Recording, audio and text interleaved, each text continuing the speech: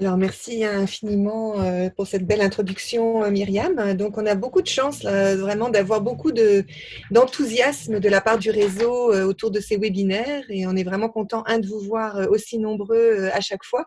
Et aussi de voir que vous nous proposez des thématiques pour nos webinaires. Donc, c'est exactement l'objectif. C'est effectivement aussi de valoriser des expériences qui sont réalisées dans le réseau au Québec ou dans d'autres pays aussi francophones qui sont évidemment intéressés par cette problématique d'engagement des patients. Alors, on est toujours encore en période de Covid. Alors, notre présentation de ce jour sera en lien à la crise, en lien avec la crise.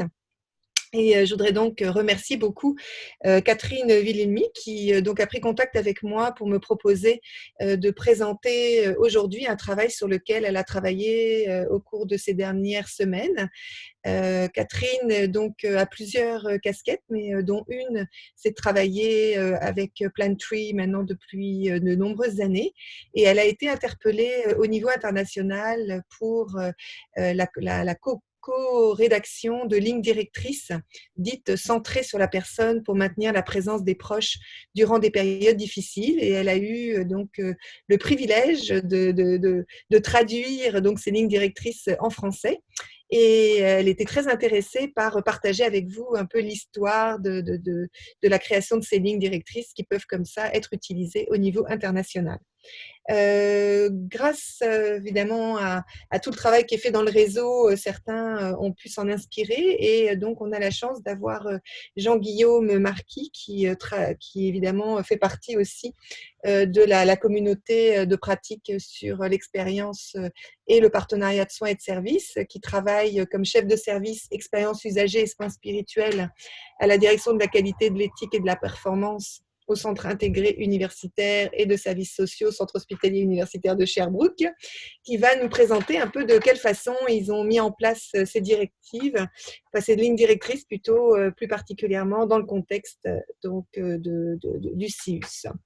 Donc, sans plus tarder, je vous laisse la parole à vous deux. Puis, on est ravis, en tous les cas, vraiment d'avoir votre point de vue sur la question.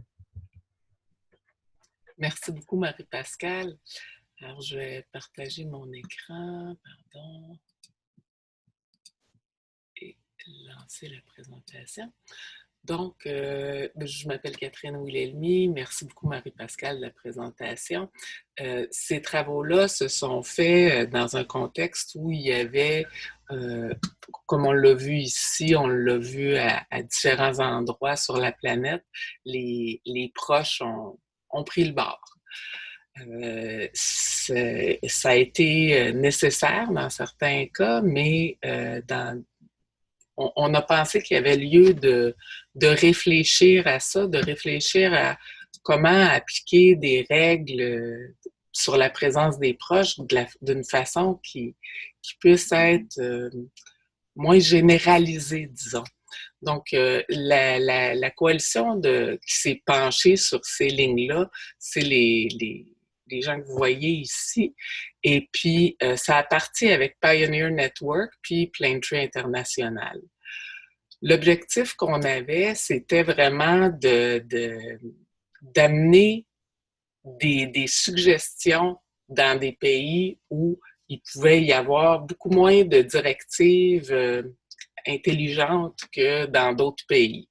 Alors, vous allez voir, les lignes directrices sont assez larges, mais elles sont faites pour s'appliquer partout à travers la planète. Je pense qu'il y en a beaucoup qui ont entendu parler du cas de Réal Mignot, sa mère qui avait été déclarée mourante, puis qui a pu aller voir, puis qui s'est mise à aller mieux. Le vidéo que vous allez voir ici, c'est 2 jours après avoir vu son fils.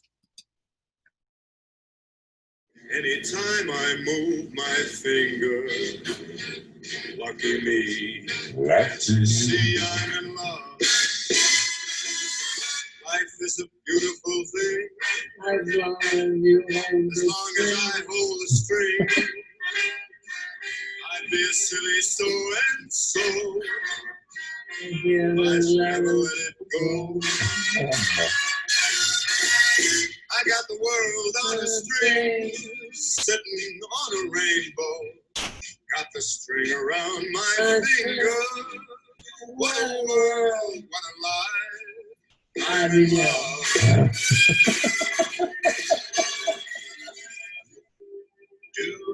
Veux-tu avoir ton petit Campbell? Montre-moi donc ça, comment tu fais pour aller chercher quand il est loin de même. Es-tu capable?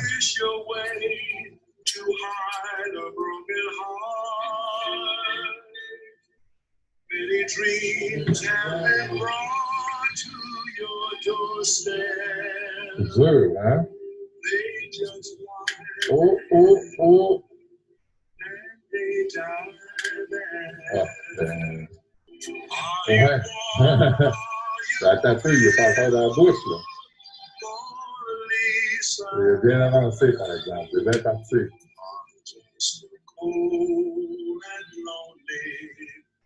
Lovely world of art. Mona Lisa. Mona Lisa. Parce que dans le temps, j'allais à l'école Saint-Bréné. OK. C'était mon école. C'est-tu là que tu entendais toutes ces chansons-là? Ah oui? Fait qu'on voit clairement cette situation-là.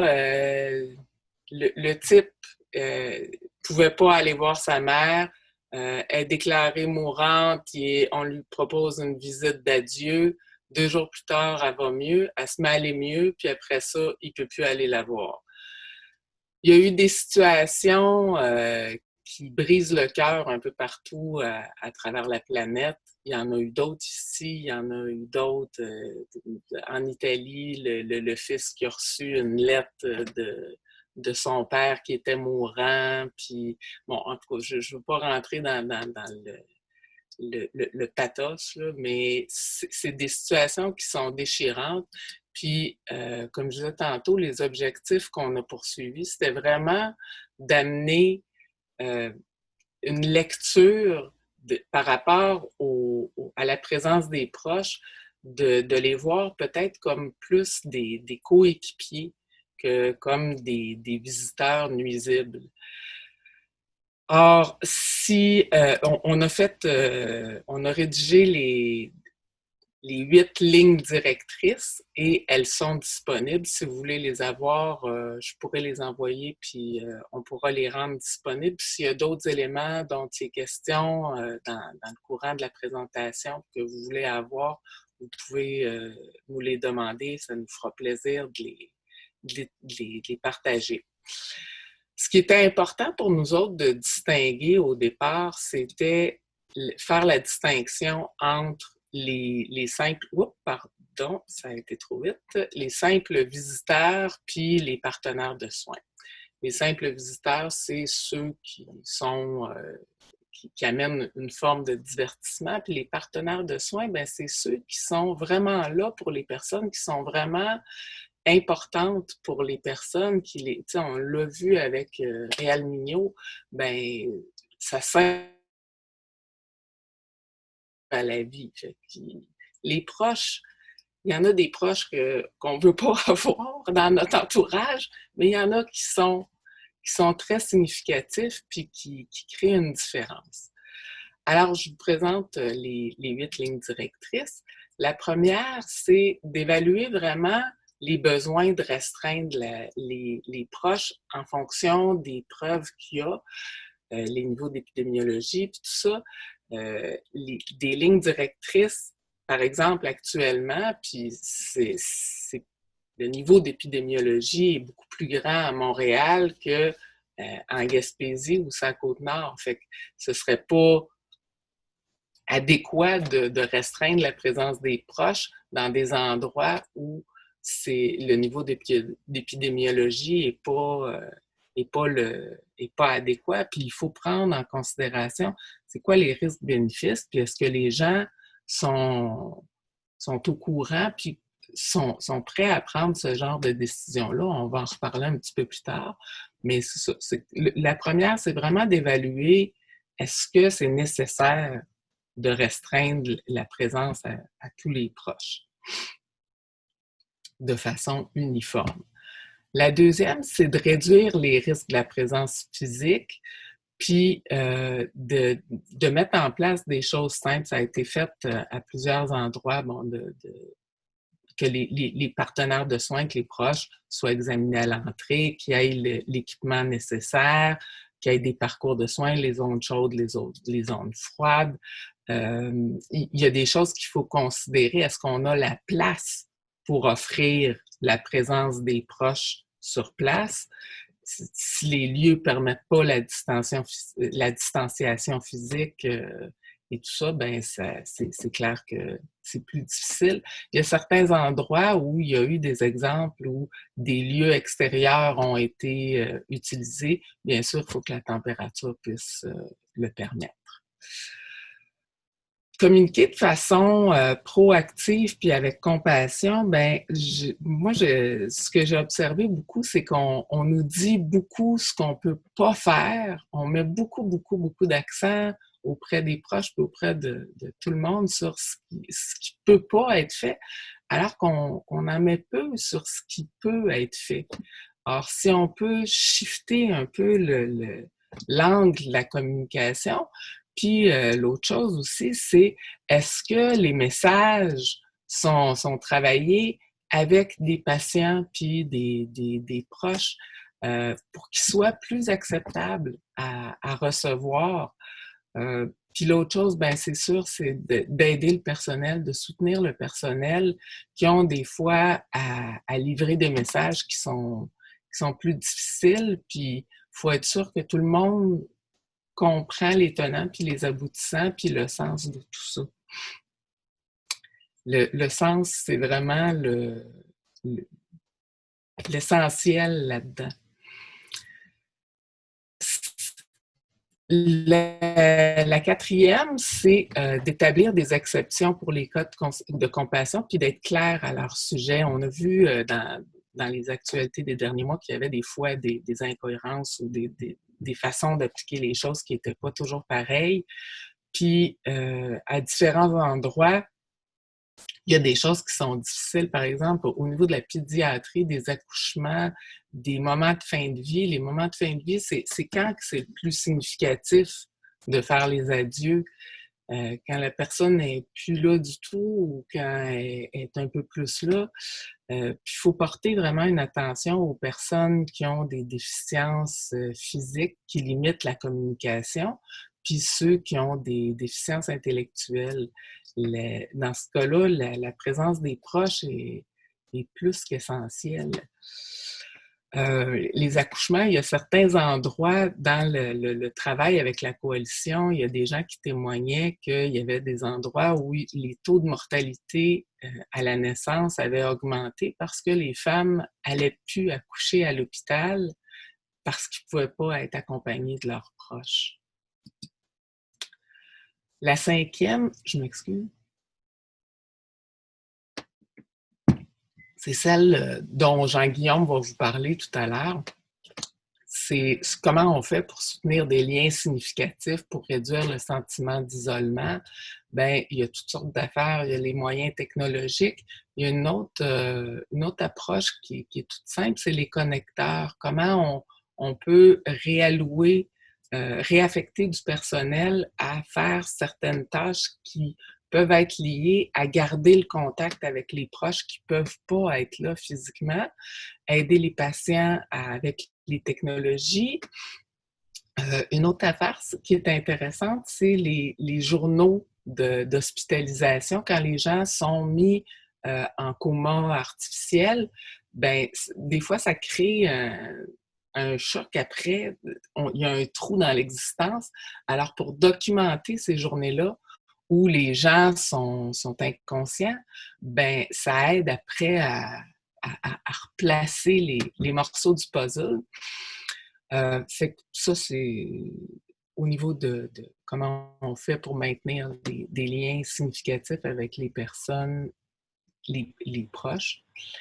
Informer et former, ben, c'est d'adopter une posture où on va expliquer comme il faut aux gens j'en parlais un petit peu tantôt, tous les tenants et aboutissants de la décision qu'ils ont à prendre.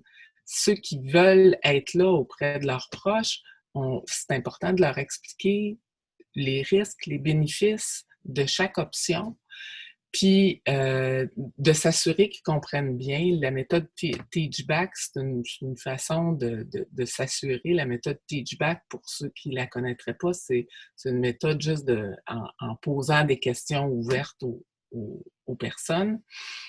Puis, il y a des gens qui vont avoir à prendre des décisions qui vont être difficiles. Il faut pouvoir les soutenir. Ceux qui vont décider, ben non, considérant les risques, je ne serai pas présent, ben il faut être capable de les soutenir. La 7e, c'est de s'engager avec les proches dans un esprit de partenariat et d'équipe. Puis ça, je pense que c'est le nerf de la guerre. Si on voit les proches comme une nuisance dans les services, ben c'est clair qu'on ne voudra pas les avoir.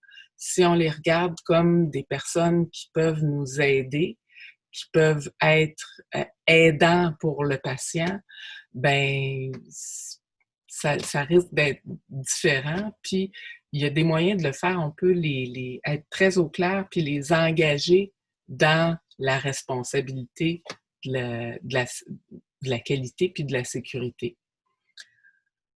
La 8e, c'est de mettre l'accent sur l'information et la formation transmise au moment du congé, surtout avec les gens qui n'auront pas pu être présents pendant l'hospitalisation.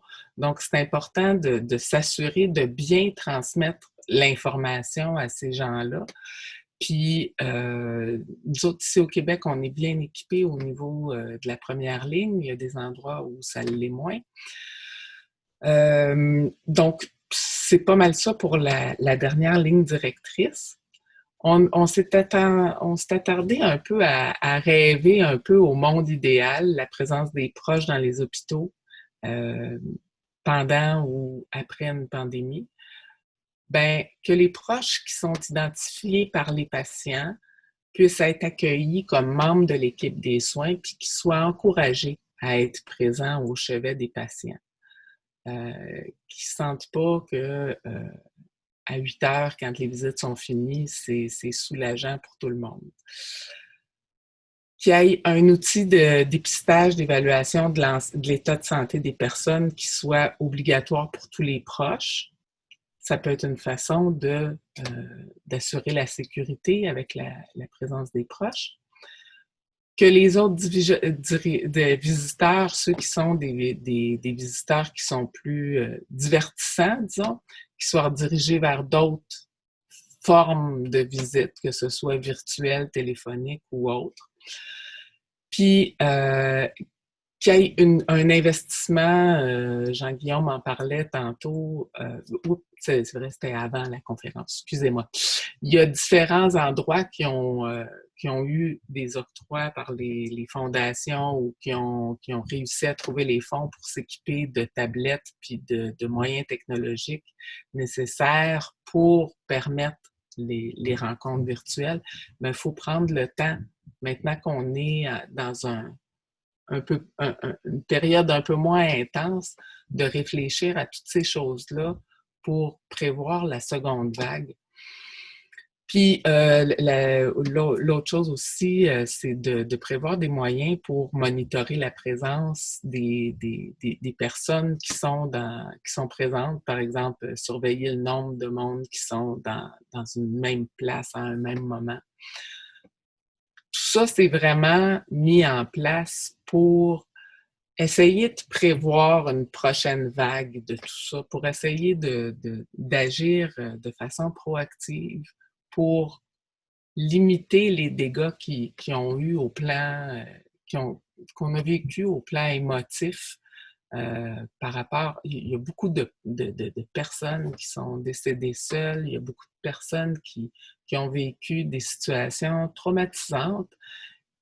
Dans certains cas, c'est inévitable, mais peut-être que dans d'autres cas, ça peut être évitable. Puis c'est de prendre le temps de bien évaluer ces choses-là pour éviter les gros traumatismes pour tout le monde.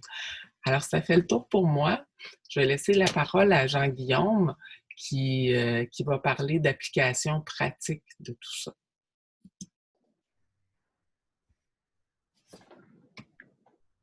OK, donc bonjour tout le monde. Grand plaisir de pouvoir être avec vous ce midi. J'essaie de prendre possession, j'essaie de vous partager mon écran, mais on me dit qu'il faut que j'attende quelques instants pour que la personne précédente puisse... Ouais, OK.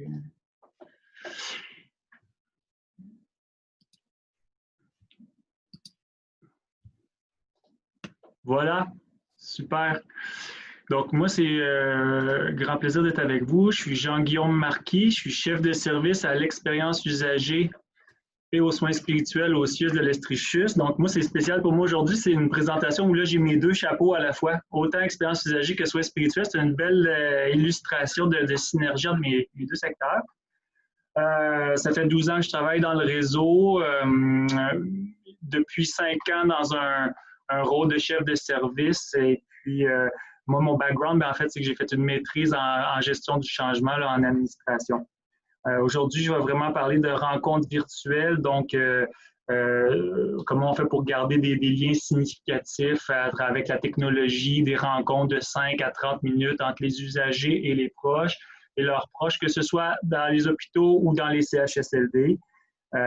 Et puis vraiment, aujourd'hui, on est conscient là, que c'est en toute humilité qu'on vous présente ça, sachant qu'il y a plein de gens là, en ligne en ce moment qui ont aussi des belles réalisations similaires ces semaines-ci. Et puis, tant mieux si tout ça, ça peut susciter l'échange, la réflexion. Puis, donc, vous voyez là un peu quelques éléments de contexte. Je vais parler des rencontres, c'est quoi, mais je vais aussi garder beaucoup d'énergie pour parler des effets et des apprentissages qu'on a tirés de ça. Donc, en termes de contexte, il faut juste se garder en tête là, que le CIUS de l'Estrichus, c'est de Coansville à Mégantic, beaucoup de monde, beaucoup d'usagers, etc.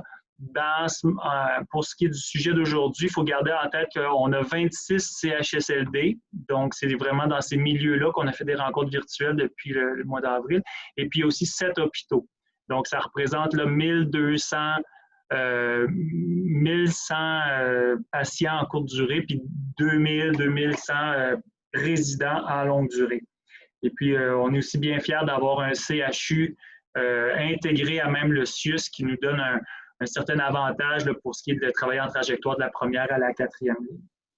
Donc, ici, ce que vous voyez à l'écran, c'est l'illustration de notre modèle de performance. Donc, là, je vous parle un petit peu là, de nos fondements, de notre vision, de qui on est et en quoi les rencontres virtuelles viennent se rattacher à la philosophie, à la vision de Mission Valeurs.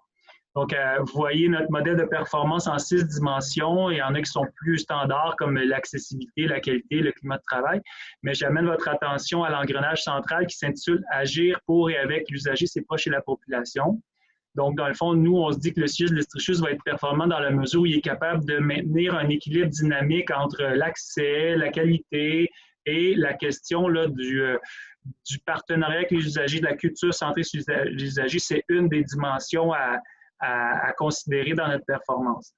Ceci dit, une fois qu'on a cette vision-là, encore faut-il poser des gestes concrets, avoir des actions structurantes pour être capable de le faire vivre au quotidien, auprès de 18 000 employés, auprès de tant d'usagers. Donc là, ici, je vais vous les passer rapidement, mais c'est juste de dire que depuis 2016, on a poser différents gestes, que ce soit dans la structure de l'organisation, en termes de cadre de référence, d'ateliers, de développement de compétences, de mesures, d'outils pour être capable de faire vivre ça, cette dimension-là du agir pour avec l'usager.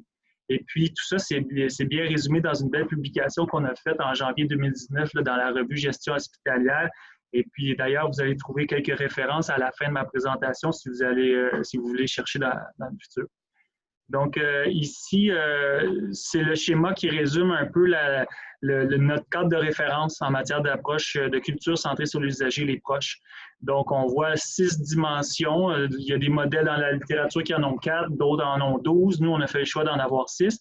Et puis, j'attire votre attention à la dimension en orangé, là, où on voit que les proches, c'est effectivement une des composantes de l'approche centrée sur l'usager sur lesquelles on doit travailler.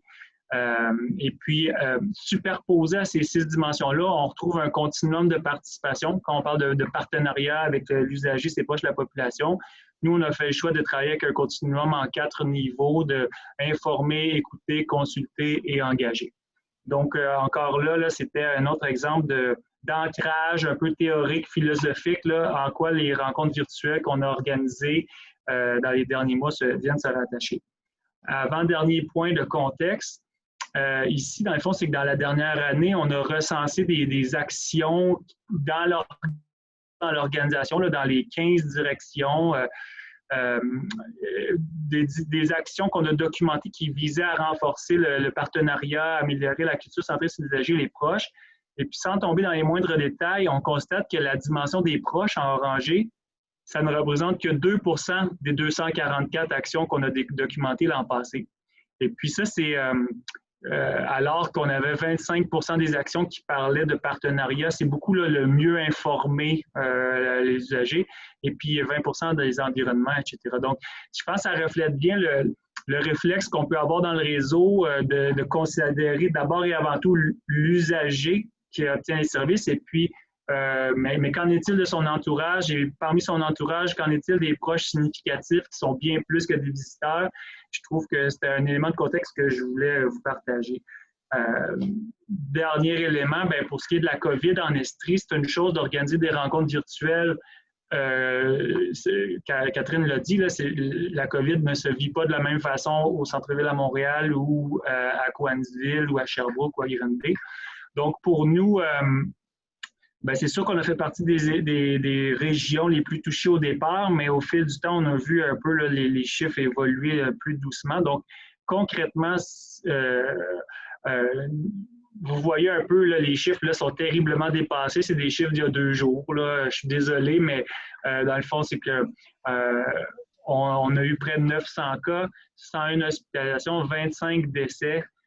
Et puis, dans nos CHSLD, on a vraiment, il y a peut-être eu 1 ou 2 cas de COVID, mais aucun CHSLD, si je peux dire que c'est enflammé. Puis tout ça, ça a contribué à nous laisser un peu d'énergie, si je peux dire, à organiser les rencontres virtuelles. Ici, je faisais une allusion au cadre de référence du ministère sur le partenariat avec les usagers, avec le continuum, puis on voit que dans le fond, la participation des usagers en période de pandémie, il y a à la base qu'elles soient mieux informées, qu'elles comprennent, puis qu'elles appliquent les consignes pour éviter la propagation. Ça peut aller aussi jusqu'à la participation des proches en CHSLD et dans les hôpitaux. Donc, ça complète mon contexte. Maintenant, qu'en est-il des rencontres virtuelles? Là, on se dit, dans le fond, les rencontres virtuelles, c'est des échanges qui ont à la fois de la vidéo et de l'audio. Parfois, ça dure 5 minutes. Des fois, ça dure une demi-heure. Certains en voudraient beaucoup plus, mais là, on se retrouve à faire des choix difficiles. Et puis, chez nous, on a commencé ça dans les 26 CHSLD au début d'avril. Ça représente, comme je disais, 26 installations. Et puis, on a eu 40 personnes, je dis 40, je n'ai pas le chiffre exact, là, qui étaient réaffectés ou dédiés à cette fonction-là. Donc, en CHSLD, c'est beaucoup les intervenants de loisirs qui étaient le noyau principal auquel sont venus se greffer des gens de différents secteurs, notamment les gens de mon équipe en soins spirituels. Il y a eu des hygiénistes bucco-dentaires, il y a eu toutes sortes de personnes différentes là, qui, pour une période X pendant la pandémie, leurs activités régulières étaient ralenties, puis là, ils ont été orientés vers ces rencontres virtuelles-là. Les fondations ont été d'un grand secours, d'une grande aide pour pouvoir fournir le matériel technologique. Et puis, quand on essaie d'évaluer un peu le nombre de rencontres qu'on a fait comme ça depuis le mois d'avril. Depuis avril, là, on se rend compte, ça monte vite, là, à 5, 7, 10 rencontres virtuelles par unité. On a 30 unités. Ça fait plus de 5000 rencontres là, dans les 2 derniers mois qui ont eu lieu et qui continuent toujours d'avoir lieu.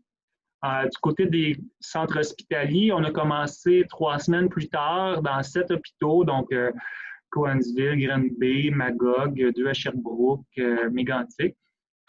Les gens qui ont travaillé là-dessus, là, c'est vraiment mon équipe. Le noyau principal, c'est mon équipe en soins spirituels et auquel sont venus se greffer 4-5 autres joueurs réaffectés. Et même chose, les fondations nous ont aidé beaucoup. Puis on a réalisé un peu plus de 1000 rencontres depuis la fin avril. Fait que vous voyez quand même, c'est intéressant de voir les chiffres évoluer. Puis de tout ça, avant de tomber dans les effets, je vais juste vous mentionner quelques constats un peu plus là, comment techniques, si je peux dire. Ces rencontres-là, ils ont été réalisées ou se sont réalisées avec de la technologie variée. Selon l'usager, selon sa famille, on s'adapte. Donc, des fois, on utilise une tablette Android, des fois, on utilise un iPad, des fois, on utilise un iPhone, des fois, on utilise un laptop, mais beaucoup moins de laptop. Un grand élément incontournable là-dedans, c'est la prévention et le contrôle des infections. Donc, ça a donné lieu à des échanges avec nos collègues très intéressants. Puis, ça fait un peu écho à ce que Catherine disait tantôt, là, de se baser sur des faits et puis vraiment de faire la part des choses, de dire qu'est-ce qu'on peut faire, qu'est-ce qu'on ne peut pas faire. Donc, c'est sûr que le lavage des mains avant et après, autant de la part de l'intervenant qui assiste l'usager que de l'usager lui-même, c'est incontournable. La tablette en elle-même, même chose. On ne voulait pas qu'il y ait d'étui pour être capable de mieux désinfecter tout ça. Pour que ça se passe bien, il y a quand même un rôle important à louer au chef de service. Puis là, je marquais ici les assistantes infirmières-chefs, mais ça ne se fait pas tout seul. Il faut que les gens en charge du milieu puissent avoir un œil quand même sur la supervision de ça. Et puis maintenant, ça se coordonne. Donc, on a établi des calendriers, on s'est fait des listes, on a fait des bilans sur une base hebdomadaire au départ pour voir un peu comment ça se déroulait. Et puis là, ça s'espace parce que de plus en plus, ça s'intègre dans notre quotidien. Ça complète le comment. C'est pas si sorcier, mais il y a quand même des choses importantes à considérer là-dedans. Maintenant, en termes d'effets, au-delà du nombre de rencontres, qu'est-ce que ça donne tout ça? C'est sûr qu'on constate une appréciation globale, générale, autant des usagers, des proches que des équipes. Même si, ceci dit, je vais y venir tantôt, il y a deux côtés à une médaille, puis il y a aussi des situations difficiles desquelles il faut qu'on apprenne et puis qu'on mette en place des conditions de succès pour que ça se passe bien. Parce que dans le fond, ce qu'on veut, c'est faire du bien aux usagers. On ne veut pas faire l'inverse. Donc, en termes d'effets, on voit aussi des effets dans les soins et services eux-mêmes. Et puis, en bout de piste, on sent des effets sur la santé et le bien-être des usagers. Ceci dit, ça, c'est à vue de nez, qualitativement, ce que les équipes nous reflètent, ce que les usagers nous disent. Nous, on n'a pas fait d'évaluation rigoureuse, structurée de ça. Par contre, en termes de données probantes, tous les travaux là, de Plaintree, du Pioneer Network et encore plus, là, moi aussi, d'entrée de jeu, je partageais un peu la démarche là, de la Fondation canadienne sur l'amélioration des soins de santé. Ils ont toutes sortes de données probantes un peu qui parlent un peu de comment la présence des proches peut aider à contrer l'isolement, avoir moins d'anxiété, avoir une meilleure adhésion au traitement, à prévenir les chutes, à avoir moins d'événements indésirables en termes de médication, puis améliorer la transition. Donc, ça, c'est des choses que j'ai partagé quelques pistes de référence en fin de présentation. Maintenant, cherchez une façon de vous refléter les effets de ce que ça donne sur le terrain. Puis là, on entre dans une portion un peu plus, je veux dire, sentie de la présentation. On a demandé aux intervenants qui soutiennent ces rencontres virtuelles-là de nous partager des faits marquants, des bons coups, des situations difficiles. Et puis là, je vous ai pris quelques extraits comme ça. Sans nécessairement tous les lire, je vais porter votre attention à certains. Là. Donc, la première, on dit, ça c'est un des intervenants qui écrit « Patient doit subir une chirurgie vasculaire avec risque de décès. Une rencontre virtuelle avec son fils. L'intervenant en soins spirituels et le chirurgien permet d'être rassuré. D'autres rencontres virtuelles ont ponctué le rétablissement du patient des soins intensifs jusqu'à l'étage. » Fait qu'on sent là, que oui, ça a fait du bien, mais ça a aussi aidé tout au long des soins et services en termes de gestion de l'anxiété et d'adhésion au traitement. Un autre élément, la patiente de 75 ans qui a une tumeur cérébrale et puis qui est immigrée au Canada depuis seulement qu'un an, qui ne parle pas français, qui ne parle pas anglais. Et puis là, pour la première fois, elle est isolée depuis longtemps à l'hôpital et puis elle peut parler en népalais avec son fils. C'est des situations comme ça, c'est c'est des coups de cœur, c'est des wow qui ont été vécus à travers toutes les rencontres. Il y a des grands classiques à travers tout ça. Il y a des moments où est-ce qu'on se rend compte que les rencontres virtuelles sont particulièrement, prennent particulièrement leur sens, souvent en termes d'anniversaire. Puis il y en a une qui me fait bien rire, que je veux vous lire, là, c'est la deuxième ici. On est en CHSLD et puis la madame, la résidente, elle a des troubles cognitifs, puis elle ne réalise pas que c'est sa fête aujourd'hui. Puis elle parle à sa nièce à l'écran, et puis la nièce lui dit, « Vous avez 100 ans, ma tante. » « Quoi? C'est ma fête. Puis en plus, j'ai 100 ans, puis je suis encore en vie. » Tu sais, là, tout à coup, madame s'est activée beaucoup, puis je dirais pas que ça a eu le même effet là, que la vidéo qu'on a vue un peu plus tôt, là, que M. Mignot, mais on a remarqué que cette dame-là, elle a passé une journée qui était passive, était un peu amorphe, puis toute la journée était beaucoup plus, côté bien-être, ça a eu un effet sur sa santé cette journée-là.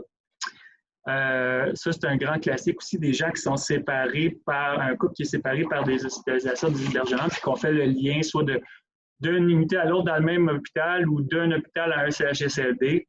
C'est des choses qu'on a constatées. Un autre grand classique, c'est la venue des premiers petits-enfants ou des premiers arrière-petits-enfants. Des gens qui sont hospitalisés, hébergés, qui n'ont pas de contact avec leurs proches et puis que là, les rencontres virtuelles leur permettent d'avoir un premier contact avec leurs descendants. Donc, on voit ici patient en traitement de chimiothérapie qui passe près de mourir et qui n'a pas revu ses enfants depuis, qui fait une rencontre virtuelle avec sa fille et les petits-enfants qui lui montrent leur nouveau coffre à pêche. Après la rencontre, le patient pleure à chaudes larmes en guise de reconnaissance. C'est des beaux moments comme ça là, qui en fait nous font dire qu'on fait les bonnes choses. Un autre élément, je ne savais pas comment la nommer, mais une hospitalisation, un hébergement, ça peut créer beaucoup d'anxiété, d'insécurité pour les membres de la famille. Et puis, ça peut se refléter en de nombreux appels réguliers au poste infirmier pour voir comment va mon mari, puis qu'est-ce qui se passe avec lui aujourd'hui, puis es-tu correct? Puis ça devient très, très prenant pour les équipes de soins. Donc, régulièrement, on se rend compte que c'est apprécié de tous de pouvoir peut-être faire un petit plus auprès de ces gens-là qui se retrouvent à être rassurés de pouvoir voir et échanger avec leurs proches. Donc, on voit ici patient de 57 ans, sa femme qui appelle plusieurs fois par jour au poste infirmier et puis qu'à bout de piste, est très heureuse de revoir enfin l'amour de sa vie et puis qu'on est en mesure de leur offrir des contacts vidéo 3 fois par semaine. Là, ça baisse la pression sur tout le monde et puis c'est quelque chose qui est très apprécié. Maintenant, des situations de fin de vie. Tantôt, là, Catherine nous parlait des situations d'exception, de compassion, de situations humanitaires. Nous, on a fait plusieurs rituels de fin de vie à l'occasion de fin de vie, autant en CHSLD qu'à l'hôpital, où là, on est en mesure de pouvoir être au chevet de l'usager, puis d'avoir les membres de la famille qui, eux, sont un peu partout au Québec ou dans le monde, puis qui ont une occasion de voir leur être cher une dernière fois, et puis aussi qui peuvent interagir entre eux, même s'ils sont séparés. Peut-être lire la deuxième citation qui parle d'une usagère dont la petite sœur vient de mourir subitement. L'usagère, c'est une dame assez âgée en CHSLD. Son époux et ses 3 filles lui annoncent par FaceTime la nouvelle. Madame est contente de voir ses proches malgré la triste nouvelle et dit que si elle avait été au téléphone, cette nouvelle se serait avérée beaucoup plus dramatique pour elle. Donc, on voit que la question du contact vidéo l'a aidé dans son cheminement. Et puis, dernier élément, il y a des gens qui sont en fin de vie qui n'en ont pas de proches, qui sont seuls au monde. Et puis là, on avait un exemple où un résident sans famille, dont le souhait pour son rituel de fin de vie, c'était de revoir sa maison une dernière fois. Et puis, l'intervenant en soins spirituels a été en mesure, grâce à Google Maps, de pouvoir aller de retrouver la maison. Puis après ça, de fil en aiguille, ils ont été regarder d'autres lieux significatifs de l'histoire de la personne et puis que ça s'est avéré très profitable dans ces derniers moments. Donc, ici, on était bien content de voir que ça avait été apprécié. Là. Il y a une famille qui a pris le temps d'écrire dans le journal local, ici, La Tribune, là, pour mentionner à quel point là, les contacts virtuels étaient appréciés pour eux dans le cadre de leur père qui était hébergé en CHSLD. Et puis, ben, il y a deux côtés à la médaille. Il y a plein de bons coups, mais il y a aussi des difficultés. Puis ça, je trouve ça important de vous en partager quelques-uns. Les rencontres virtuelles n'ont pas le même effet sur les usagers qui ont des troubles cognitifs. Et puis, c'est une chose d'avoir des troubles cognitifs légers et d'autres importants. Donc, nous, ce qu'on veut, c'est faire du bien. On veut éviter de désorganiser davantage les gens. Puis il y en a pour qui ne connaissent pas la technologie. Quelqu'un qui a été, quelqu'un de je ne sais pas moi, 85, 95 ans, qui n'a pas été élevé, qui n'a pas grandi avec la technologie dans ses mains. Puis que là, tout à coup, c'est abstrait pour ces gens-là. Puis ils ne comprennent pas nécessairement l'écran. C'est quoi? Qu'est-ce qu'on fait avec un écran? Puis les voix que j'entends, sont-ils là? Sont pas là? Donc, on se rend compte qu'il y a des gens pour qui, quand on se rend compte que les gens ont des troubles cognitifs c'est pas propice pour les rencontres virtuelles, souvent le téléphone va être plus approprié parce que c'est plus naturel. Ils ont utilisé le téléphone toute leur vie, puis ça, ils savent c'est quoi un téléphone. Et puis, il y en a pour qui c'est juste ni écran, ni téléphone, c'est en présentiel ou pas du tout, parce qu'on s'est retrouvé dans des situations où est-ce que la personne ne met pas en place, le résident CHSLD ne tient pas en place, se déplace, et puis là, on ne va pas courir après lui avec la tablette pour essayer de le garder en contact avec ses proches. Là, il y a des gens pour qui c'est juste pas nécessairement adapté. Comme aussi des gens qui ont de la misère à entrer en relation ou qui restent face à l'écran puis qui figent un peu sans nécessairement avoir d'occasion de verbaliser ou d'interagir avec leurs proches. Ceci dit, là, j'ai une citation ici là, de résident 90 ans qui, lui, a de la difficulté à interagir avec sa fille. Et puis, par contre, quand on fait un débriefing avec sa fille, elle a dit non, moi, c'est pas grave, là, même si je fais juste le voir 3-4 minutes, ça me fait du bien de voir mon père. Donc, d'où l'idée de penser dans certains moments, de faire des rétroactions auprès des proches qui sont au bout de l'écran, voir comment ça s'est passé.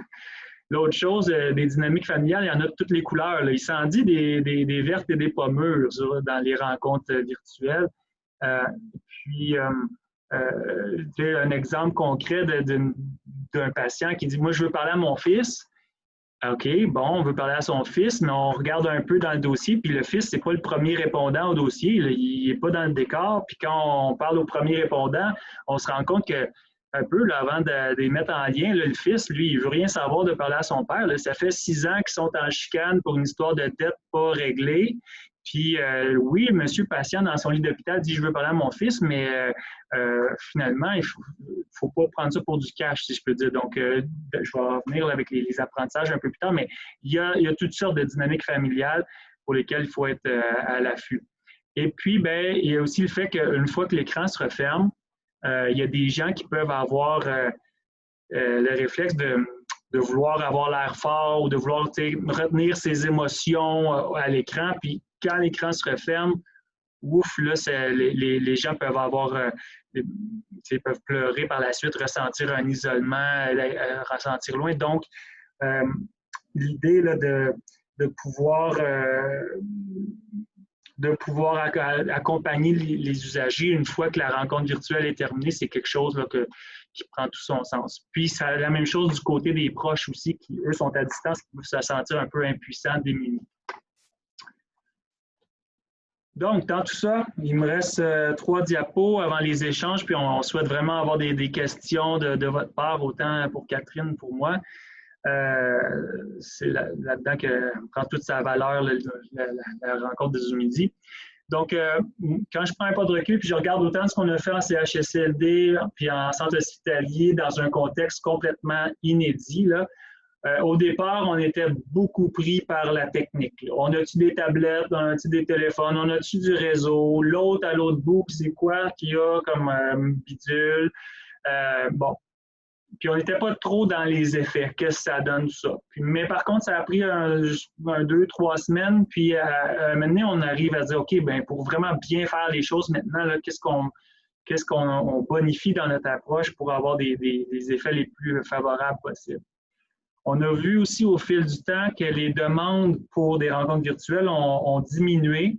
Ça a été très notable quand les proches aidants ont pu accéder à nouveau au milieu en CHSLD puis à l'hôpital.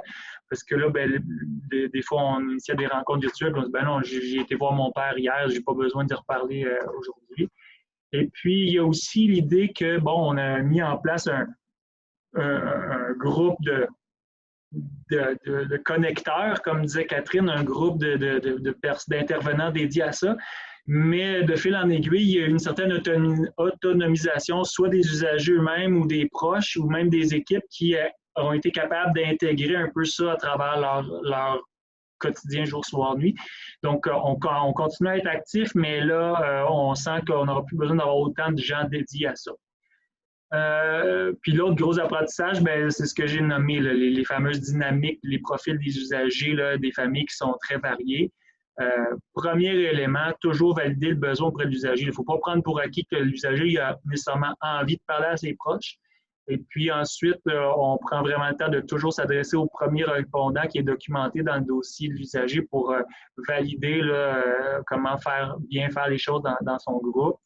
Et puis, en termes de soutien, je dirais que c'est vraiment aidant quand l'intervenant qui aide à faire la rencontre virtuelle, il y a un coffre à outils, il est habilité dans la relation d'aide ou en tout cas dans le soutien des gens. Mais ça n'a pas besoin d'être toujours le cas. Mais si notre personne qui est en soutien a moins de facilité avec le relationnel ou le soutien, ça prend quelqu'un dans l'entourage autour là, pour pouvoir venir aider si on voit que l'usager a besoin d'un soutien particulier. Puis moi, finalement, mes intervenants soins spirituels, je trouve ça fantastique parce qu'une fois que l'écran se referme et que parfois la personne vit des émotions, pour eux, ça donne lieu à des accompagnements individuels de grande qualité, juste en posant la question, qu'est-ce que vous venez de parler avec votre proche, qu'est-ce que vous ressentez en ce moment, qu'est-ce que vous avez en tête, puis là, ça donne lieu à des belles interventions en soins spirituels. En termes de perspective, on voit là, que les rencontres virtuelles, on en a fait, puis on veut continuer.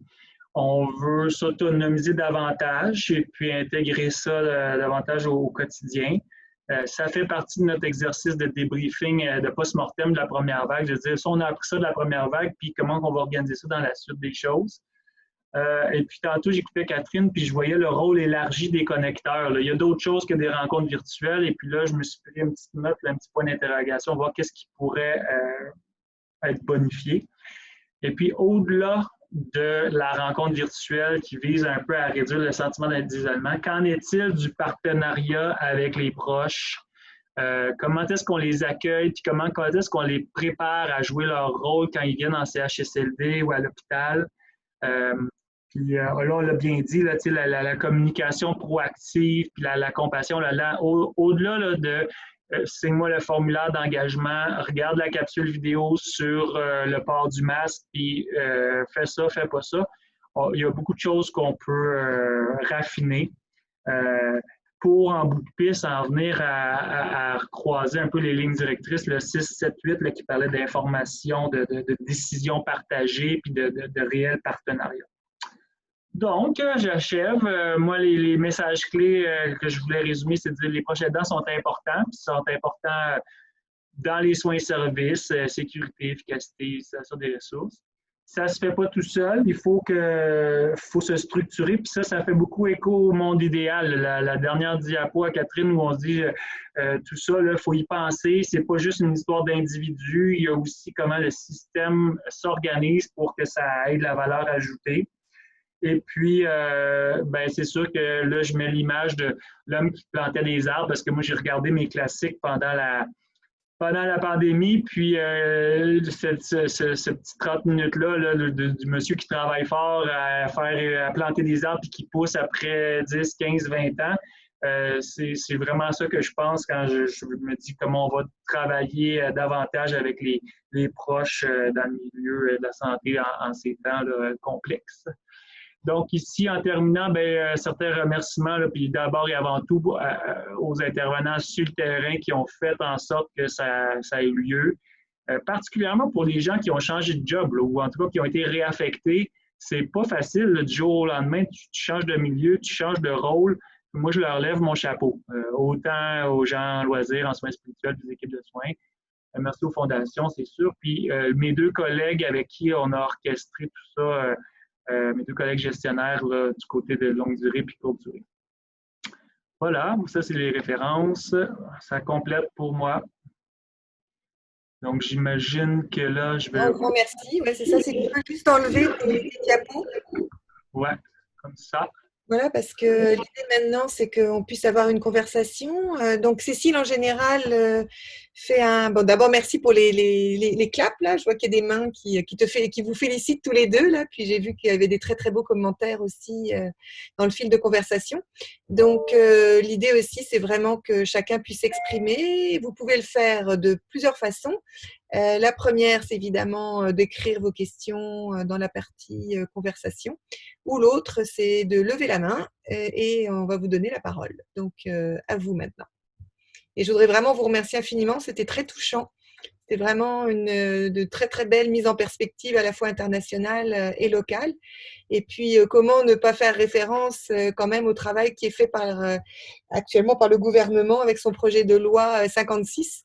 Donc, il y a vraiment quelque chose qui bouge actuellement. Donc, on ne peut pas être plus en accord avec l'actualité avec cette présentation ce matin. Alors, je vois que j'ai Jessie entre les cas. Cécile, je te laisse la parole. Ok, oui, merci. Donc, j'ai suivi vos questions, commentaires. Donc, il y en a eu plusieurs. Je vais aller dans l'ordre. Donc, par rapport à la présentation de Catherine, j'avais eu plusieurs personnes qui demandaient si le PowerPoint serait éventuellement partageable. Ah, on ne t'entend pas, Catherine. Ton micro est coupé. Voilà. Oui, puis j'ai envoyé tout ça à Myriam, puis j'ai envoyé aussi, il y avait une fiche sur le Teachback, s'il y en a que ça intéresse, ça va être disponible. Je vous l'envoie à l'instant à l'ensemble des participants. Super, merci. Donc ensuite, il y a eu une intervention sur le contexte de santé mentale par rapport à ce qui a été discuté. Je pense que je vais laisser plutôt la parole à la personne qui avait posé la question. C'était donc Jennifer Dag, si je me trompe pas.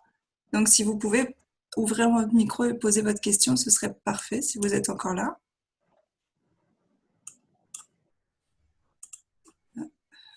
Oui, alors, dans le fond, ma question, effectivement, fait écho au projet de loi 56, donc c'est très bien, la présentation, les deux présentations étaient tout à fait en accord avec ce que le gouvernement souhaite faire. Par contre, au niveau de la santé mentale, je dois vous dire que ça a été, puis ça l'est encore, là, donc il n'y a pas eu de levée comme telle de l'interdiction des visites. Et puis, c'est très difficile, vous voyez, pour les patients et pour les proches aidants aussi de faire leur travail. Alors, j'aimerais juste un éclairage là-dessus. Quelles sont les représentations qu'on peut faire en ce sens-là? Puis, comment on peut adapter, en fait, ce que vous avez dit à la santé mentale? Ben, je pense que c'est correct, Jean-Guillaume, je pense que tout ce qui a été énoncé par rapport à la présence des proches auprès des patients en santé mentale, je pense que ça devrait s'appliquer aussi. Les proches devraient être autorisés à aller voir les personnes qui leur sont chères, qui sont hospitalisées ou en hébergement. Ça s'applique là aussi, puis il va probablement y avoir une révision des lignes directrices que je vous ai présentées. J'ai pris bonne note de ce que vous m'avez dit parce qu'effectivement, c'est pas mentionné dans les lignes directrices de façon précise, puis je pense que ça devrait y être aussi. Moi, de mon côté, j'ai pas beaucoup plus à ajouter parce qu'effectivement, chez nous aussi, là, la question qu'en est-il de la santé mentale, je sais qu'on est souvent pris dans les enjeux de confidentialité, puis de transfert d'informations limité, puis moi, ce que je constate, c'est que effectivement, en termes de rencontres virtuelles, c'est davantage en santé physique qu'elles ont eu lieu, médecine, chirurgie, cancéro, etc., et puis moins en santé mentale. Merci. Maintenant, je vais donner la parole à plusieurs qui se sont manifestés. On va commencer avec Virgile Lucas. Oui, ben, félicitations. Je pense qu'on a tous profité de cette excellente présentation. Puis moi, j'ai beaucoup appris tout au moins.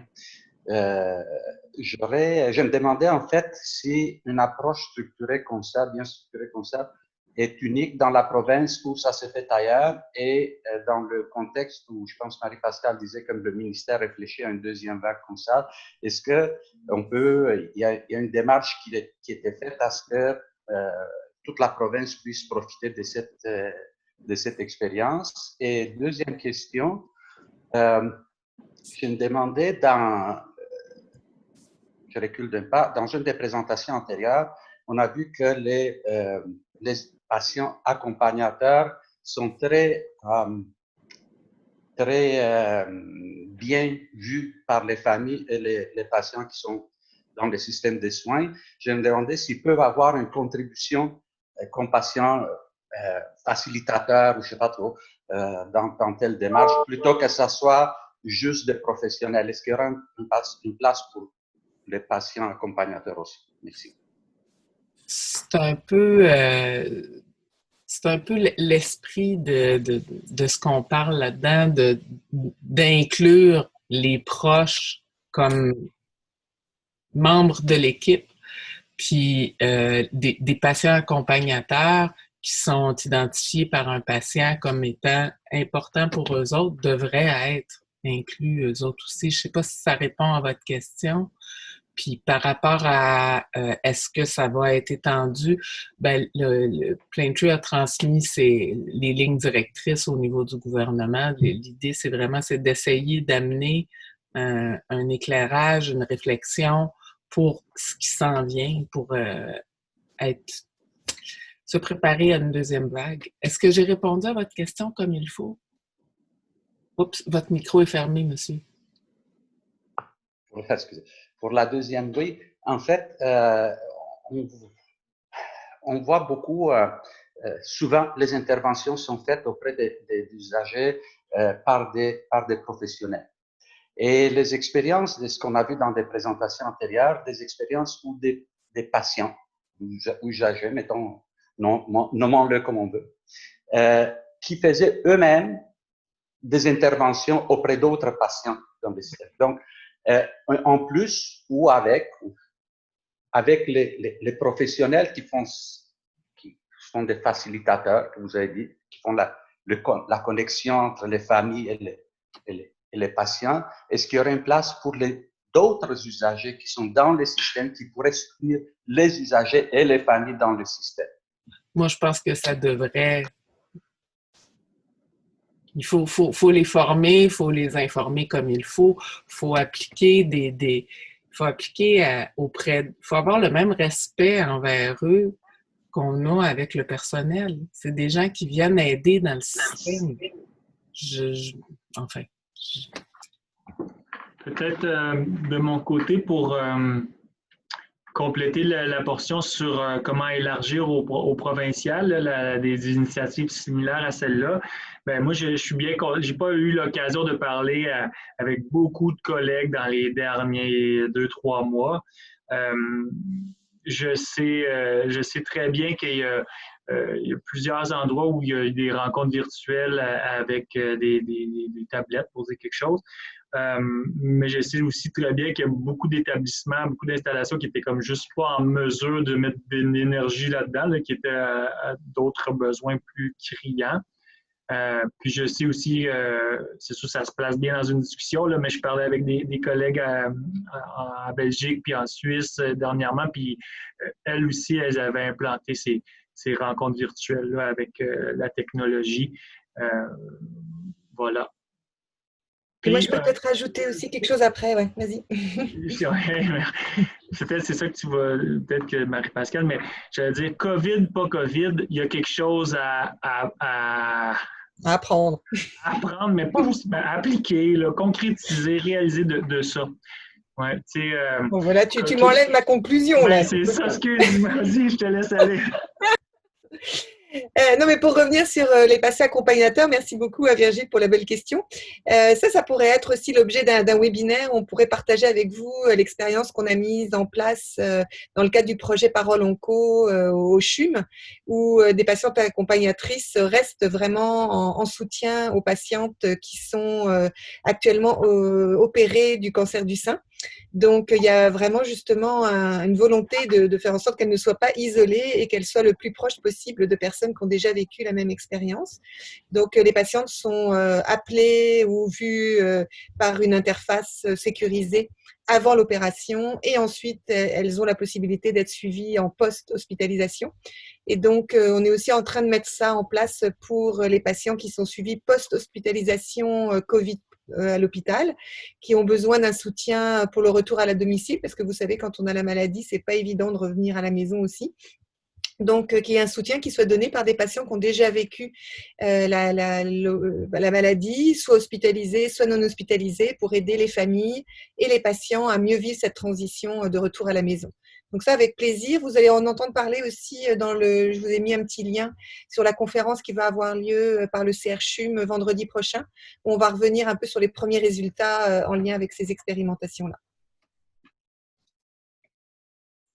Merci. La prochaine personne qui peut ouvrir son micro, c'est Jessie. Oui, allô, Jessie Landry, en direct de la Côte-Nord, à Port-Cartier. Moi, c'était plus pour faire un état un peu d'ici. Donc, moi, je suis pas mal la seule personne qui travaille sur le bureau de partenariat pour le CIS de la Côte-Nord. Puis, bien entendu, ça a été des tâches qui ont été délaissées. Donc, ma première tâche a été de faire les appels aux cas positifs. Et maintenant, je suis rendue pour les proches aidants dans les RPA. Donc, c'est sûr que ça va beaucoup parler quand même les discussions d'aujourd'hui. Mais ce que je trouve un peu difficile, c'est qu'on doit déterminer qui est un visiteur et qui est un proche aidant avec une définition qui vient des directives ministérielles, mais qui est quand même, à mon avis, un peu interprétable. Puis, on peut avoir une vision, là, les responsables de la RPA ont une certaine vision. Le CIS, moi, avec mon background, que je sais comment c'est important, la famille et l'usager. Donc, c'est un peu ça qui est mon défi au quotidien, là, de pouvoir parler avec les proches, puis tenter de les reconnaître comme proches aidants. Donc, c'est sûr que ça m'intéresse de savoir si les travaux vont être peut-être davantage amenés dans les hautes sphères pour qu'on ait un certain peut-être pouvoir d'agrandir un peu peut-être la définition des proches aidants. L'idée qu'on a amenée dans les lignes directrices, c'était vraiment de respecter les volontés du patient. Donc, s'il est conscient, s'il est capable d'identifier lui-même qui sont ses proches, qui il considère comme ses proches, c'est ça qui est l'idéal. Sans être un spécialiste là, du longue durée, ce que je comprends de mes collègues, c'est que dans le cas de la première vague, pour déterminer proche aidant qui vient ou qui se présente ou se présente pas au CHSLD, comme le mentionnait Jessie, tout le monde a eu le réflexe de se baser, je dirais, sur le minimum des alignements qui étaient donnés par le ministère. Puis là, il y avait une réflexion à savoir est-ce que cette personne-là était significative avant la COVID ou pas. Puis moi, j'entends ça, puis je comprends, là, puis on est dans une première vague, puis c'est gros, mais il ne faut pas s'en tenir à ça. Là. Il faut challenger un peu là, la réflexion, puis aller plus loin. La COVID pas COVID, ou la COVID qui est là pour venir en plusieurs vagues. Ça va durer 1 an, 2 ans, 3 ans, 4 ans. À un moment donné, c'est qu'il faut que ça soit intégré dans les opérations régulières, dans un format qu'on peut soutenir à long terme. Et puis ça, je me sens comme je vais être modeste, là, j'ai un rôle minimal là-dedans, là, mais j'essaye quand même de challenger la réflexion à l'interne, puis voir, ne pas aller à l'encontre de ce qui est attendu du ministère, mais bonifier ça, là. Ça va prendre un temps, par exemple, c'est gros. Merci pour vos réponses. La prochaine personne qui avait levé la main, c'était Marc Bélanger. Je vous laisse prendre la parole.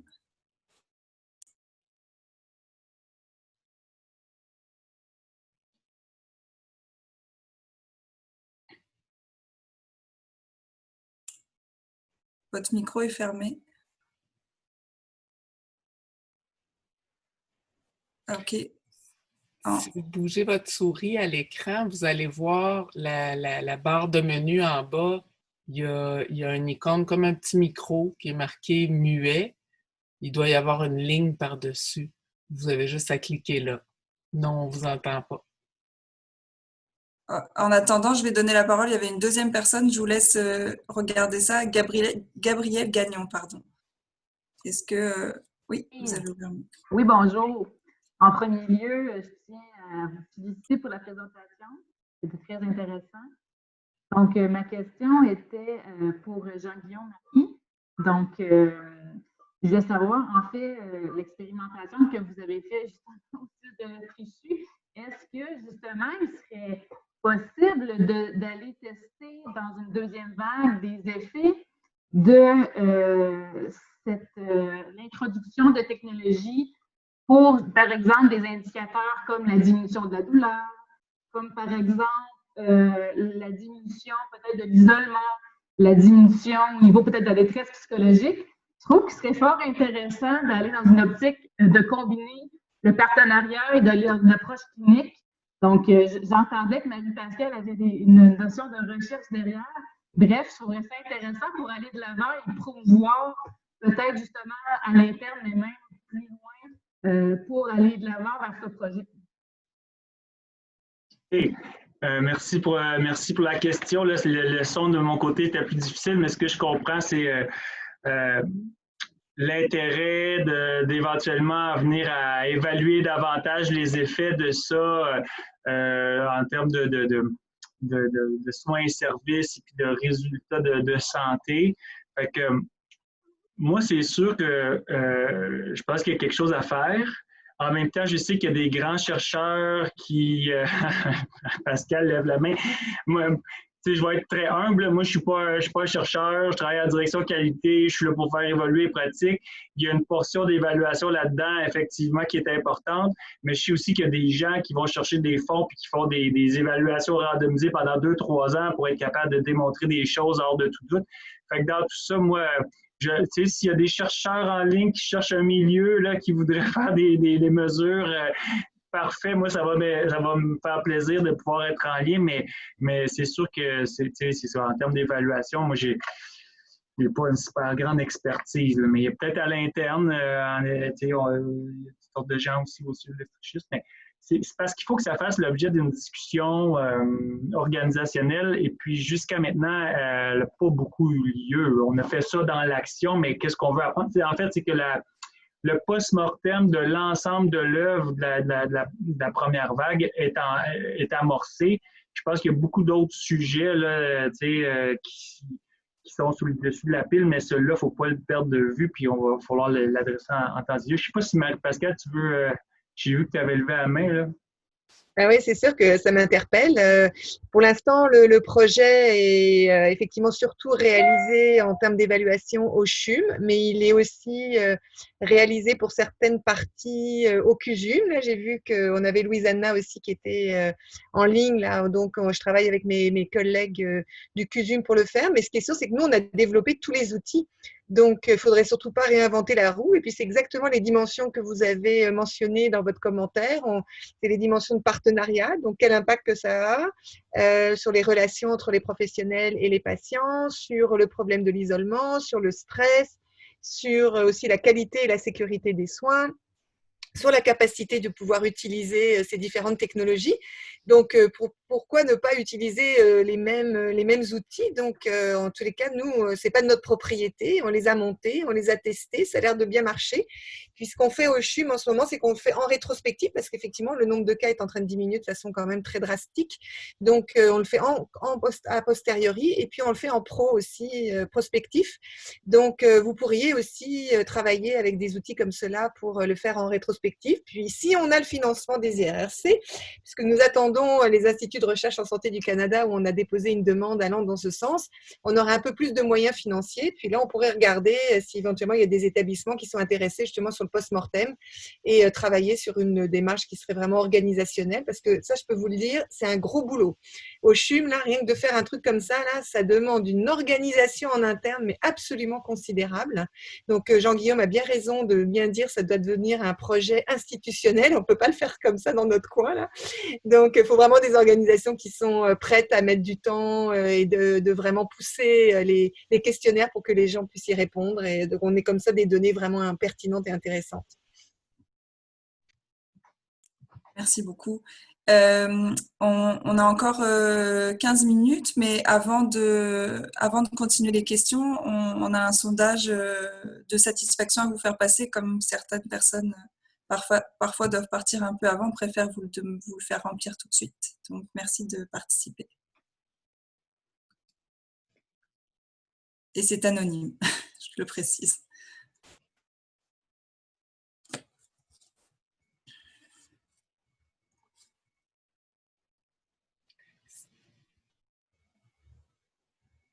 Cécile, il y a M. Lucas qui a levé la main. Ah, merci Catherine. Oui, dans le questionnaire, vous devriez ajouter la question « Ça a dépassé mes attentes ». Merci. Merci. C'est très agréable de te voir à chaque fois. Là, c'est un vrai bonheur. Là. Merci encore. Parfait. Ben, je pense que beaucoup de personnes ont déjà participé. Bon. Oui. Donc, Marc Bélanger, je pense que je peux activer votre son moi-même. On va essayer. Établir le son. Ah, maintenant. Ah. On vous a entendu, je pense. Non. Audio. Oui, là, on vous a. Oui, bon, OK. En fait, ma question s'adresserait à Mme Wilhelmy. En fait, j'aimerais savoir qu'est-ce que vous allez faire ou qu'est-ce que c'est, en tout cas, avec les lignes directrices auprès du ministère, qu'est-ce qui est prévu pour la suite? Il faut qu'il y ait une volonté de nous recevoir. Nous autres, on a transmis les lignes directrices, on a informé du travail qui se faisait. Le reste, il faut qu'il y ait un dialogue qui s'établisse. À ce moment-là, je pense qu'ils sont en train de prendre connaissance des lignes directrices. Mais tout à l'heure, comme on disait, ça ne peut pas tomber plus à point avec la loi qui vient d'être. Je ne suis pas inquiète que le dialogue va s'ouvrir. Oups. Merci. On ne vous entend plus. Là, est-ce que c'est mieux? Oui. Bon, en fait, M. Marquis, j'aimerais juste savoir, vous avez parlé des challenges que vous avez au niveau de l'écoute. C'est quoi les irritants, en fait, qui font en sorte que pour alléger les challenges, pour que vous puissiez faire prospérer des initiatives comme vous avez fait? On a jusqu'à 5 heures ce soir, c'est ça? Le maximum. C'est une grande question que vous me posez là, M. Bélanger. Donc, si je résume, c'est quoi les obstacles pour faire évoluer un peu la culture puis faire davantage de place aux proches aidants? en fait, une chose majeure, peut-être, qu'est-ce qui vous, en fait, de gestionnaire, en fait, de travaillant dans le système, à essayer de faire évoluer l'aspect usager ressources, l'aspect du développement de ces choses-là. Je ne sais pas, je vous laisse ça, là. Vous faites partie de comités, vous avez des comités de gestion, tout ça. Oui. OK, ben par quel bout prendre ça? Ben, premièrement, pour ce qui est de la question des, mettons, prenons juste le volet là, de la place des proches à l'hôpital ou en CHSLD. Moi, je l'ai vu venir rapidement, là, cette situation-là, où à la venue d'une pandémie, on allait fermer toutes les portes. C'est exactement ce qu'on avait vécu en 2010 avec le SRAS. Moi, j'étais tout récent dans le réseau à ce moment-là, puis effectivement, les visites et la présence des proches avaient toutes été suspendues parce que ben, c'est plus facile de faire le ménage, il y a moins de vecteurs, etc. Donc, je pense qu'il y a la question d'urgence puis d'inconnu aussi, là, de jouer de prudence. Puis je pense que c'était la bonne chose à faire, en fait. Je pense que c'était tout à fait la bonne chose à faire d'aller à l'essentiel, voir quel tournure ça allait prendre. Maintenant, je pense que la chose à faire, c'est d'avoir une lecture plus fine.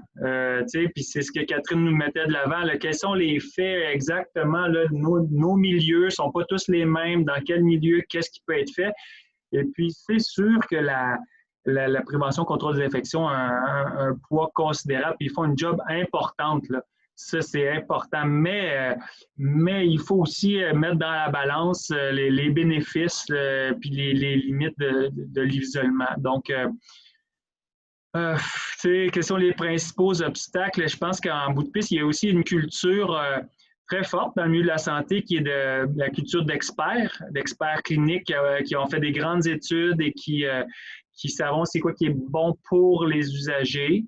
Et puis ça, ben, c'est des réflexes, des automatismes qui sont ancrés là, à tous les niveaux de l'organisation. Puis c'est difficile, mais pour s'aider, c'est de faire plus de place à la voix des usagers de différentes façons dans toutes les sphères de l'organisation. Puis je reviens avec mon image de l'homme qui plantait des arbres. Là, ces choses-là, ça se fera pas en 6 mois. Puis je sais même pas si ça peut se faire en 6 ans. Là. Moi, ça fait 12 ans que je travaille là-dessus. Je vois des avancées dans mes milieux. Mais c'est ça, faut reconnaître que on fait partie d'un tout. Puis je reviens à l'image initiale du vrai nord là, de notre modèle de performance. Ben oui, la culture centrée sur l'usager, oui, le partenariat, mais aussi l'accès, les ressources, la sécurité, la qualité, le climat de travail, etc. C'est complexe. Je sais là, que je tourne un peu autour du pot, là, puis j'ai pas de réponse précise, mais c'est un peu ça qui me vient à l'esprit présentement. Mais tu sais aussi, les proches, s'ils sont inclus dans les mesures de sécurité puis dans les tenants et aboutissants qu'il y a avec ça, tu sais, par exemple, bon, ben OK, vous rentrez dans l'équipe avec nous, ben il faut que vous limitiez vos contacts après en sortant pendant un certain temps. Il faut que, tu sais, il y a un paquet d'enjeux là-dedans, mais si on les présente pas aux proches, si on les engage pas dans la discussion, puis qu'on leur offre pas la possibilité de faire partie de l'équipe, ben on ne le saura jamais s'ils voulaient ou s'ils voulaient pas. Excusez. C'est une très bonne remarque, puis je pense encore une fois, on est très paternaliste par rapport à ces personnes-là, comme si elles n'étaient pas capables de pouvoir comprendre les consignes aussi. Je veux dire, on peut tout à fait faire en sorte que nous, par exemple, au centre de recherche, on a le droit de re-rentrer au centre de recherche si on suit un certain nombre de formations. Eh bien, donc au COPPP aussi, on est en train de réfléchir à avoir une formation qui pourrait être vraiment reconnue justement par les autorités, entre guillemets. Là, il faut regarder à la fois au niveau du ministère Santé publique, les facultés et autres, pour permettre justement aux personnes de pouvoir se former aux différentes règles de base d'hygiène et autres, et qui permettraient comme ça de passer la barrière où on pense qu'elles ne sont pas capables de le faire, alors que si les personnes sont bien formées, il ne devrait pas y avoir de soucis. Là, donc. Oui, je te laisse, Jean-Guillaume. Juste dire souvent, ce que je vois aussi, c'est qu'on a tendance à... Il y a un risque là, de gérer par l'exception. à cause qu'il y a 1 ou 2 personnes sur 10 qui ont effectivement pas bien fait ça, la majorité des gens qui, eux, sont en mesure de contribuer puis d'être tout à fait adéquats se retrouvent limités parce que là, on s'imagine rapidement que tout le monde ne comprend pas. Donc, ça, je le vois beaucoup, là, des gens qui gèrent par exception. Mais là, j'ai l'impression qu'on pourrait se lancer dans un grand éditorial. Je ne sais pas s'il y a d'autres questions.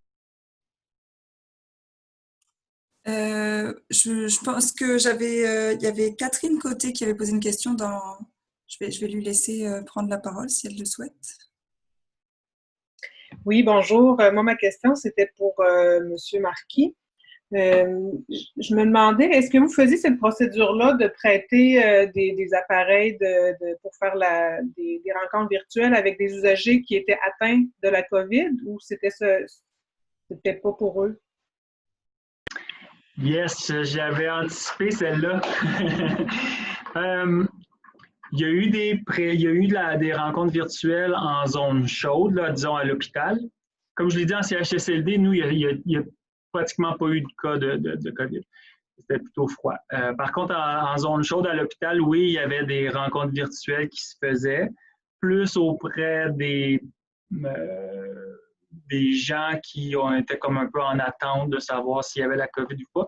Et puis des patients déclarés positifs à la COVID. On me dit qu'il y en a eu quelques-uns, peut-être sur les doigts de la main, là.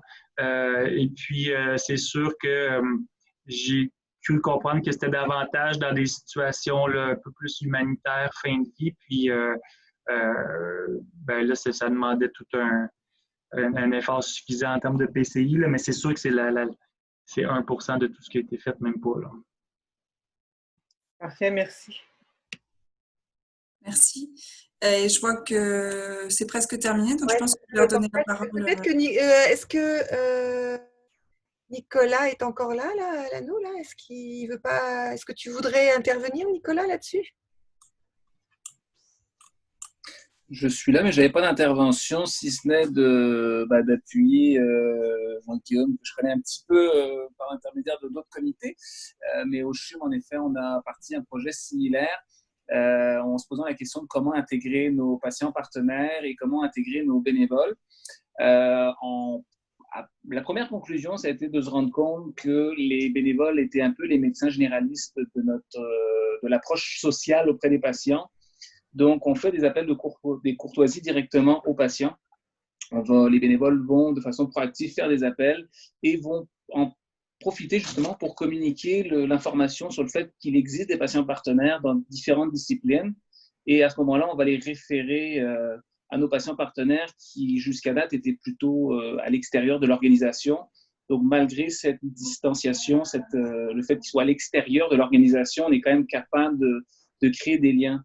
Donc, ça répond peut-être un peu à la question de certains qui se disaient est-ce que le proche le proche n'a pas besoin d'être physiquement non plus présent auprès du patient, il peut le faire à distance par l'intermédiaire de la visio, tout ça. Donc, on vient en même temps réduire les risques de contamination, de problématiques au niveau de la prévention des infections, en gardant ce lien quand même avec les proches.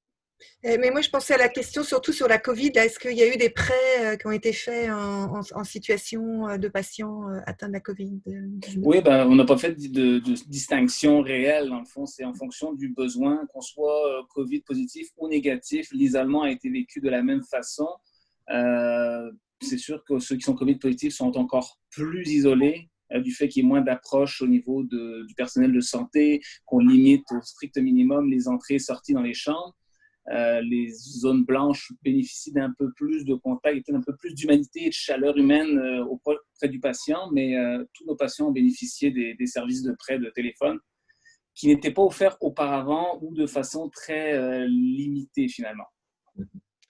Bon, merci beaucoup pour cette précision. Je suis sûre qu'il y en a d'autres qui ont fait exactement les mêmes démarches. Donc, je voudrais vraiment, au nom à la fois de la communauté de pratique sur l'expérience patient et le partenariat avec les usagers et les proches, la chaire, le CEPPP, tutti quanti, d'avoir été présents. Merci à nos deux super présentateurs. Vous avez été vraiment remarquables. Tout le monde a adoré vos présentations. C'était très, très, très, très, très instructif.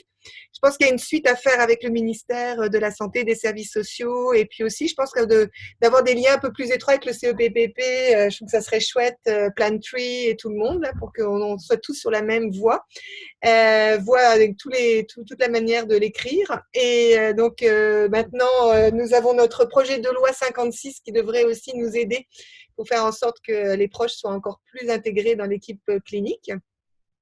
Alors, je vous souhaite un très bon appétit si vous n'avez pas encore mangé, une très belle journée et puis surtout une excellente fin de semaine et au plaisir de vous retrouver très bientôt.